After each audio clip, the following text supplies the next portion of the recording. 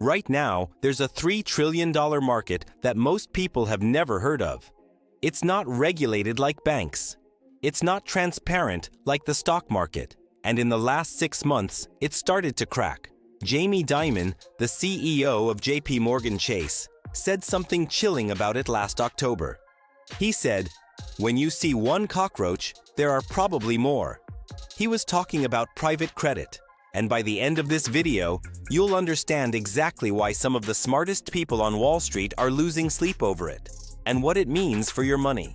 Let's start with what private credit actually is, because the name makes it sound boring on purpose.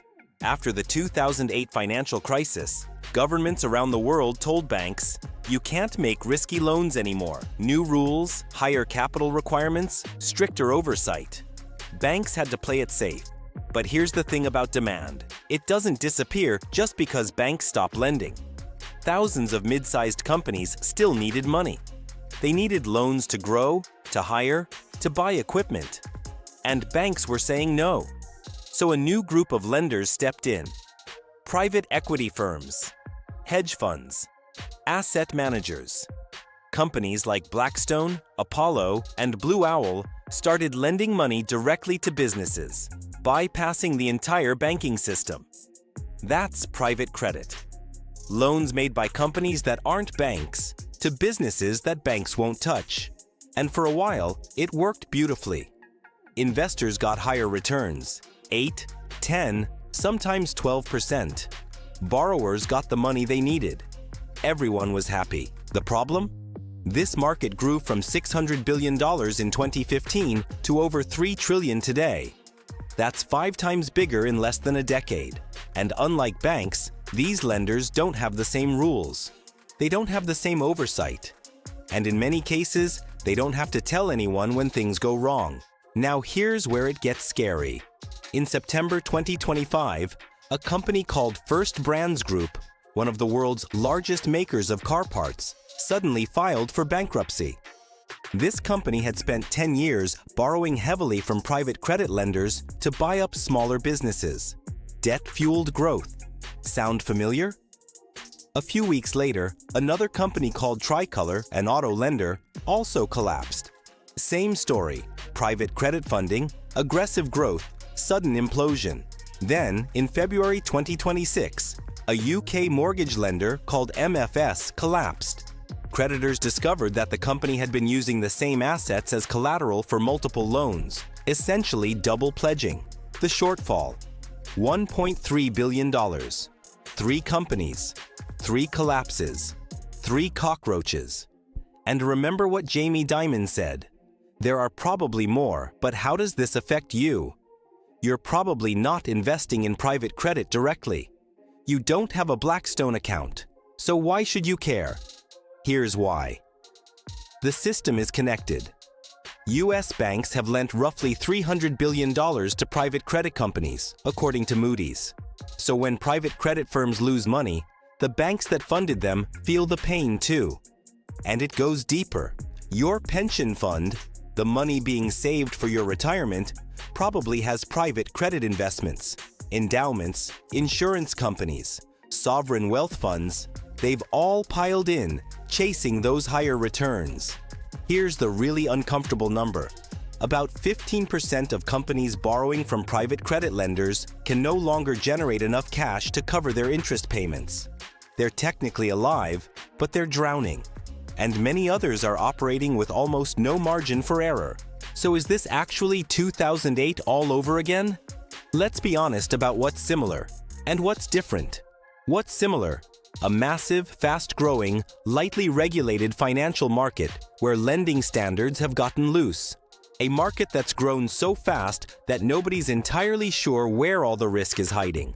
And a market where the people making the loans have every incentive to keep lending, because that's how they make money. In 2008, it was subprime mortgages.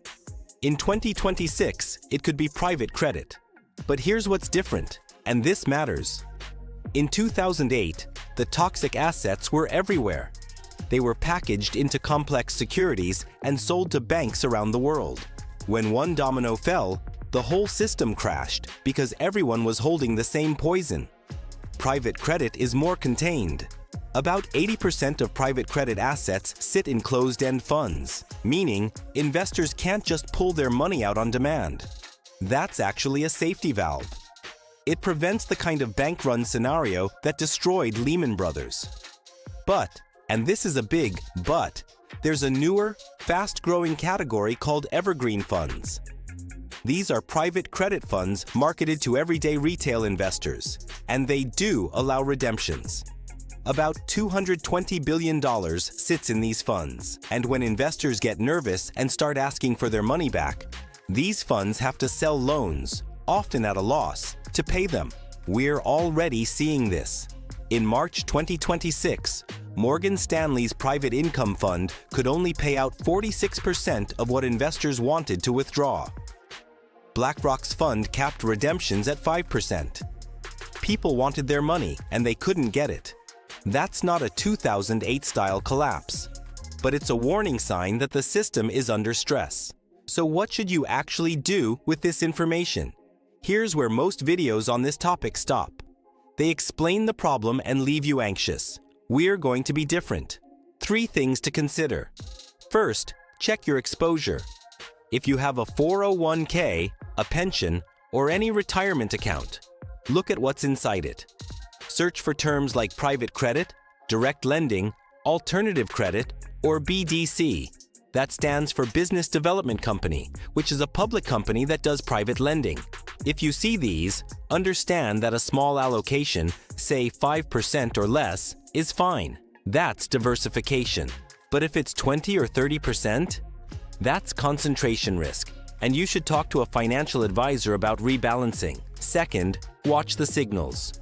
There are 3 early warning signs that this situation is getting worse. Redemption gates. That's when funds start limiting how much money investors can pull out. Rising default rates. We're already at 9.2% for private credit, more than double the rate for regular corporate loans. And bank pullbacks. When JP Morgan starts marking down the value of private credit loans, that's the biggest bank in America saying we're worried. All 3 of these are happening right now. Third, and this is counterintuitive, a private credit crisis might actually create opportunity. A new wave of distressed credit funds have raised over $100 billion specifically to buy loans at a discount when things go wrong. If you're a long-term investor with cash on the sidelines, a credit event could mean buying assets at 20 or 30 cents on the dollar. The people who bought distressed mortgage bonds in 2009 made fortunes. The same playbook could apply here. So is private credit the next 2008? Probably not. At least not in the overnight, Lehman Brothers collapses on a Monday sense. The experts say this is more like a slow burn, a 3 to 5 year unwinding, not a sudden crash.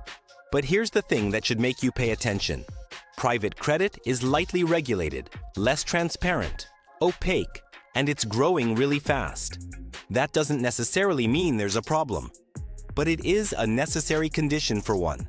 The cockroaches are already appearing. The question is, how many more are hiding in the walls? If this video helped you understand something Wall Street doesn't want you to know, hit subscribe. Because next week, we're breaking down the Cantillon effect, how the rich legally benefit every time the government prints money. You won't look at inflation the same way again.